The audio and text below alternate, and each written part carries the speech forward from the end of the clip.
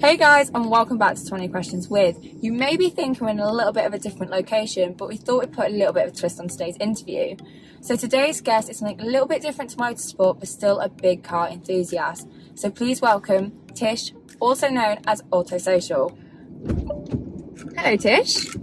Hello, hi. So this is Tish, and you may be thinking, why are you in a car together? But I've been coming to stay with her this weekend, so we thought, why not make the most of it and film 20 questions today? So we're going to go for a little bit of a drive and chat and put you to the test, really. Yeah, come drive with us. Yeah, so let's get going. So the first one's going to be nice and easy. So as usual, it's 10 quick fire questions. Nothing too scary, but I'm going to let you get out the drive before. Yeah, that's probably a good start. Before we get a little bit of a bump. Oh, you know what as well? Should probably put my glasses on. Right. Are you ready? I'm ready. Okay. Quicker the better. Oh, okay. That's what we've learned. The first time people were like doing it quite slowly. Yeah. And then someone did it like really quick fire. I was like, actually, Yeah. I think it works quite well. So, favourite car?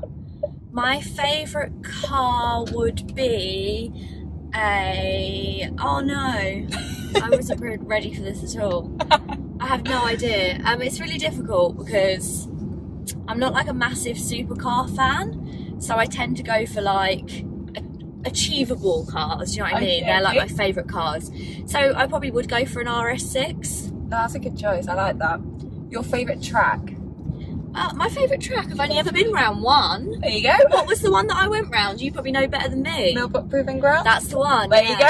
And I went round the only one that everybody hates, which is the hill route. Oh God. And cats or dogs? Dogs, but I have cats. Your favourite 3-course meal? Oh, I love food, so this is really tough. But probably something Thai. So probably like a starter of sushi, then like a main of like rice, bit of crispy duck, all of that stuff, and then dessert. I love all desserts, but I do love a creme brulee. Have you ever had chocolate creme brulee? No. It's really good. Definitely try it. Your most inspirational automotive person? My most inspirational, tough for me because my industry is obviously a lot different than a lot of people's industries. Rebecca Jackson, she is a race car driver, then does a lot for, I can't remember who she does the presenting for, but... I've not heard it. I'm going to look her up now. I've not actually heard of her. What car? She's the What Car presenter, okay. but before that she used to be a race car driver. That's very cool. And your go-to sport? My go-to sport? Well, you know me, I'm not particularly into like F1 and things like that. Oh, do you know what? I'm the most unsporty person.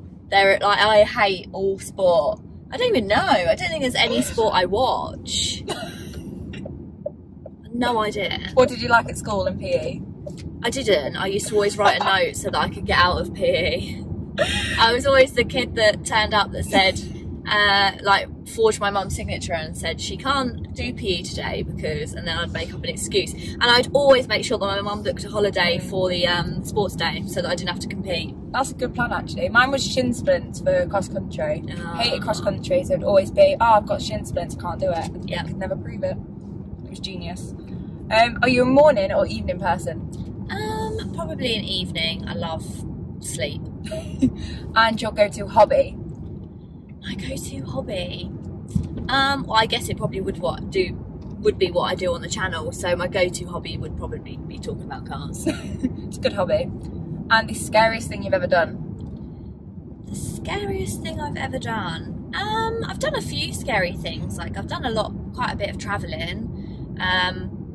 I mean, every time me and my mum go on holiday, she makes us get out horses, and there's a few times where I thought I'm going to lose my life because I can't ride a horse. My mum's got me galloping across a mountain. It's scary as well. Scariest though, there must be other experiences. That's what springs to mind.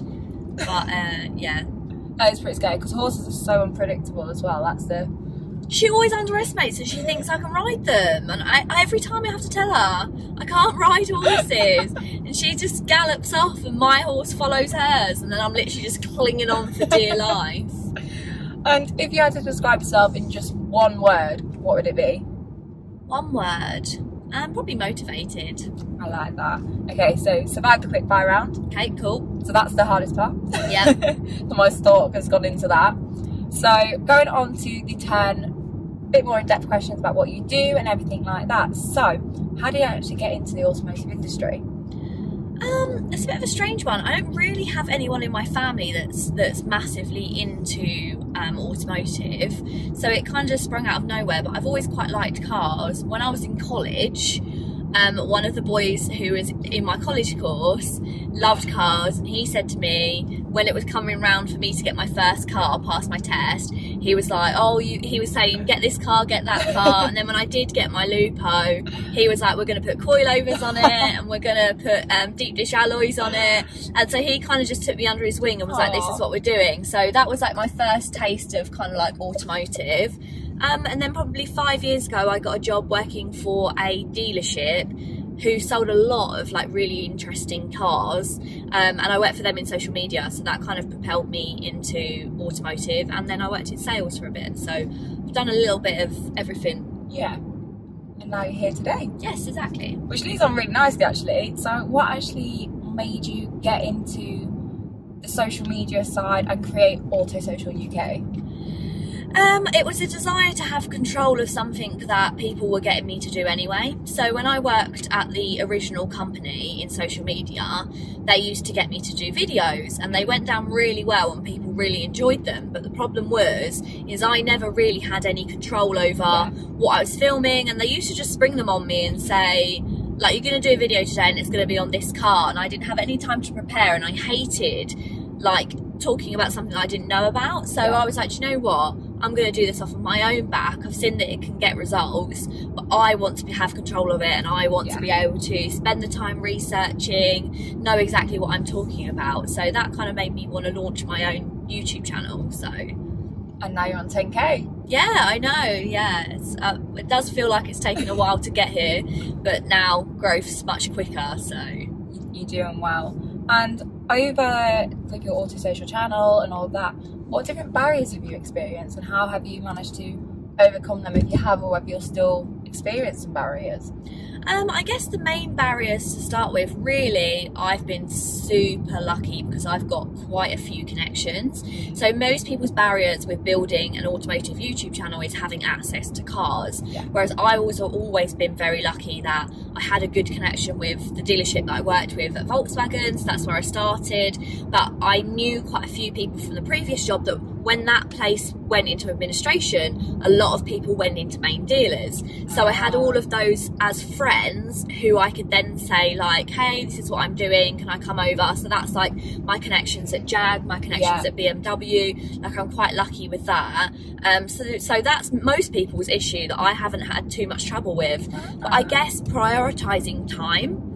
So it's something I've realised in the last 6 months is that you just have to be consistent. So I actually took a step down with my job role to allow me to put more time into Auto Social and make sure that I was being sort of consistent with it. Yeah. And that is the thing, isn't it? With all of social media, anyone that does YouTube, Instagram, you have to be so consistent with the algorithm and all that sort of stuff to like you. Yeah. And if you're not, it has such a detrimental effect. Yeah, massively. But it's so difficult. I don't think a lot of people that don't do it understand how time consuming it can be. Yeah, for sure. So being a female in the automotive industry, especially as a female car YouTuber, there's not many of us out there. Have you found any negative effects, but also any positive effects that have come from being a female in this world? The nice thing is that there's more positives than there are negatives. Occasionally, especially if I have a video where I've gotten to drive something quite nice, Ford Mustang Mach-E, the Audi things, you tend to get a lot of comments that you can tell are fueled from jealousy. Yeah. So it will be like attacking my appearance or attacking the way I speak. But I think I try to remember that actually all of that hasn't come out of, that's not my problem, that's that person's problem. Like, it's not like when they attack your appearance, that's not my problem, that's that person's problem. So I found that a little bit, but overwhelmingly it's been very, very good. And I'm not naive to the fact that perhaps my journey has been made a little easier by being a woman, because people trust you more, people are willing to give you a chance more, because I think we're more trustworthy, that we're not going to just take the cars and slide them sideways, go for a jolly. But yeah, so really it's been fantastic meeting other women in the industry as well. And it's surprising, I guess, when I wasn't in the industry I didn't think there was many of us, but actually once you start delving into it you realise that there's actually quite a few people making a name for themselves in all different walks of the automotive life. There is actually such a big female community that I think is really supportive as well, and even some of the males, because feminism's moving that way, it's seen with a lot more of open arms, and everyone actually wants to help you, rather than being like, you're a female, you don't know what you're talking about. It's less of that now and more of the, oh wow, you're female doing this, let's see how we can help you. Yeah, definitely. Which is, like you say, being a female, you have to take the positives because it's going to help you, and it's just one of those things really. But moving on, sort of similar on topic, do you think over the couple of years you've done your YouTube channel, there's been a change in the way things have worked, and especially like a push for women? Yeah, I definitely think so. There's definitely been a push for more diversity. It's nice as well, because a lot of people have to remember that, especially with what I do in terms of, I kind of help people in their journey to finding cars, or like helping to find a journey to a new car, and I think sometimes it helps to have that women's opinion, and not be too technical about what you're talking about and certain things like that. But I definitely think there's a lot more support now, and there's the women's 30% club. There they take all the women in the automotive industry, and it's kind of, they support all of those women. So yeah, it's definitely, there's a lot of support there. Brilliant. And your focus and niche is new cars. Yep. So how did you actually discover that's the area you wanted to go into? I will be totally honest, and it's a strategic move. Well, it's strategic at the same time. I have kind of branched into obviously buying my, I want to say project car. It's not really a project car because it only needed little things doing. But you kind of have to remember that with YouTube, that it's a search engine. So the more things people are searching for, the more likely you are to be able to build that platform. Yes. So with new cars, they're always being searched more heavily, because people are looking for information on a new model before they potentially buy it, rather than once a model's been out for a little while. I think people are like, well, we know the Mini Cooper's good, or we know certain cars aren't reliable, so less people tend to search about them, but the newer they are. So I guess that was strategic in a way, but then also I stick to what I know, and working in new car sales, I knew new cars very well, and I got to know things like adaptive cruise control, the new systems, and then I can confidently talk about those things. So yeah, it was part strategic, part sticking to what I know really. But do you enjoy it? Yeah, I love it. I absolutely love it. And I love, I don't lie about the fact that actually it isn't all about going fast for me. Like, I like discovering new cars and what new models and technology they have, even if that's just like a family SUV, just because I actually find it quite interesting. It's just kind of discovering the way cars are gonna go. There's so much potential, and it's already changing so quickly. Absolutely. It's really interesting just coming in. I've been in a couple of your cars that you've had as press cars, and it's like, what is this? Especially when you spend a lot of time in cars that aren't necessarily new tech. Yes. I think I become quite numb to it. Yes. So I'm like, I get in a car like this and I'm like, oh cool, but actually there's some systems on this where it's like, wow, that's actually really quite impressive. Yeah. And it's going to be amazing to see actually how they develop it further, because they're constantly bringing out something newer that's more amazing. It's like, where will it actually end? Bring on the rise of the new retros. That's what I want. If we're going into electric, I feel it's coming, and I'm really excited about it. But the rise of like the electric classics, so I know, so they're bringing out, I don't know if you've seen, with Renault, they're doing the Renault 5, but they're bringing, and that's been confirmed, they're bringing out the Renault 5 as an electric car, and it looks pretty awesome as well. So I'm looking forward to the whole, like, you know, the boxy 90s cars. Yeah. So I think things are going to go back to that, which would be amazing. So that's something I'm really excited about. That'd be good. Maybe they'll do an electric Lupo. Yes, exactly. Well, they have brought out a concept. It's a little bit more. The Renault 5 looks cool, whereas the electric car that they've brought out for Volkswagen, it does look cool, but it's still like very like Wally. Do you know what I mean? Like friendly. Whereas it'd be cool if it was a little bit edgier. Yeah, I think a lot of electric cars are more cute. Yes. And it's hard to find one that you go, oh, actually, that's a bit mean. Exactly. They've brought out as well the Vauxhall I want to say Miata, but it's not Miata, is it? Because that's the MX-5, isn't it, Miata? Anyway, they've brought out an electric Vauxhall, which is a 2-seater kind of like sports car, and again as an electric, and that's very cool as well. That's very retro looking. There's a lot coming out, I think, and it's going to be fun to see where it goes. Yeah, definitely. So moving on from that, where do you see your aspirations? Obviously, you've just hit 10k, which is really exciting. Yeah. Where do you want to go with this? What is your sort of long-term goal now? I always tried not from the start to put too many long-term. It's good to have goals, but I always wanted to just ride the wave and see where it takes me, and try things as well, because I've tried a little bit of doing presenting work, and to an extent it's good, but I'm not very good at reading off of a script at all, because I'm dyslexic. So if somebody else has written it, I struggle a lot to get it out in the same wording. So that's something that obviously was like trial and error, and now I know that I may not necessarily be able to follow a script. So, but I think ideally for me, I would like to continue to grow the channel, continue to do my own thing, but in kind of a way where Matt Watson has split off from Carwow. Yeah. So like it's more of like occasionally talking about your personal cars. So it starts off obviously building the channel on the new car reviews. Yeah. Ideally, I'd like to go into presenting those types of videos for a larger channel, and then keep mine as my personal journey, my personal cars. So obviously continue with the Lupo, continuing with the daily and things like that. So it'll be more of a personal journey on my channel, and then I would like to present for another channel. That'd be awesome. I think it'll happen. It'll definitely happen. Yeah, I hope so. You'll get there. And we've kind of already touched on this with electric, but where do you think the automotive industry is heading with social media being a lot more involved now? I think especially with big dealers, especially with social media being more involved, with COVID coming in. But where do you think all that side of things is going to head? I don't know, it's a really tough time for the automotive industry. Obviously I work in it, so I work at a dealership as well, so I kind of have a bit of an inside look into things as well.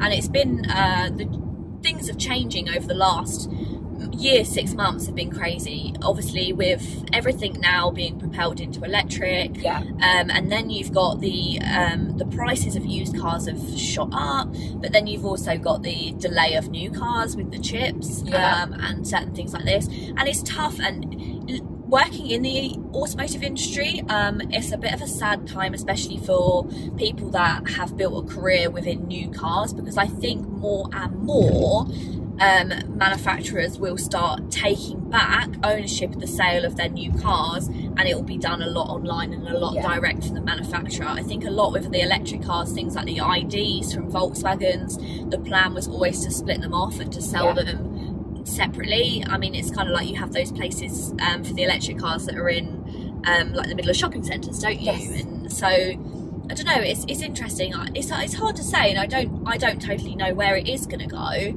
but I think we're going to start to see a lot of things move more digitally online and away from dealerships. I think COVID's kind of proven to people that a lot of things can be done online. Obviously it's cheaper, it's easier, but it is going to be a huge shift, I think, over the next few years. Yeah, I think as well, whereas you used to walk into a dealership and say like you used to haggle, didn't you? You'd get $3,000 off of a car. And it'd be your local as well, wouldn't it? You go to the same garage all the time. The whole family would go there. The whole town would just go to the same garage, wouldn't they? Yeah. Now it's you travel 5-6 hours for a car. And it doesn't work like that anymore because of the rise of Auto Trader and pricing. You can't. The cars don't have the margin in them to be able to say, I'll take £3,000 off. So I think the thing is it used to be beneficial to go into a dealership because you could see the product and you could bargain with the product, whereas now, because there's no margin really in those cars anyway, why wouldn't you just click and collect and buy it online and save the hassle of walking into a dealership if you're not going to get the benefits of getting the discount anyway? Which again is a bit of a shame, because I'm not sure I completely agree with a lot of these large supermarkets, but it's the way of the world, and you just everyone has to bend to the market, and those that don't bend to the market will be left behind, unfortunately. Definitely. I think as well, with finance being huge now, if you go in with cash, you won't get anything off, but because there's all these finance deals where they'll put part of a deposit down, it's actually the way to buy a car now. It can work out weirdly more beneficial to do a finance deal than it can to do cash. And if you go in with cash and be like, look, I can pay £25,000 for that 25,000 500 car, they'll laugh at you and be like, no, like you can just leave. Yeah, it's definitely, that's put a big sort of step into, again, like you say, with discounts and margins, because everyone wants the finance deal and the commission from the finance company. Yeah, definitely. But moving on, out of all your years, so you can include when you were doing your very first Lupo, to being in sales, to your YouTube channel, what has been the one memory that stands out to you as your favourite memory? There's been a lot. Being invited to the Audi drive day was pretty impressive, but I think probably buying the Lupo. Yeah. Because that was something that even 10 years, more than 10 years ago, I always knew that I wanted to own a Lupo GTI. Yeah. So to obviously be able to walk in, and I guess as well, like, know what I was talking about. Yeah. So to be able to walk into a garage and feel confident enough to go in there and buy a car and know what I was looking for, and yeah, that was a highlight. And because I wouldn't have done that if I didn't have the channel. I wouldn't. There would not have been a point of me having a weekend car if I'd just stayed in another job. So it's probably not something I would have done. So yeah, that's probably a definitely highlight. That's a really sweet highlight. Like you say, it's kind of a reward from all the hard work. Yeah, definitely. So last but not least, what is your advice for all those out there that are wanting to try and make it into the automotive industry, whether it be through a job in sales or starting their own channel? What advice would you give them? I think my biggest advice when it comes to the automotive industry, that as much as it's changing, it's still built on relationships. The whole thing is built on relationships. There is no way, if you're looking to get into any automotive, you're looking to get into sales or really any jobs in the automotive, you have little to no point just sending over a CV and never physically going in to see that dealership, because automotive all works on relationships. So if you really want to get into the industry, you've got to be picking your favourite ones, going in there, building relationships, getting to know them, and doing things that way, and understanding as well, I think, taking every opportunity.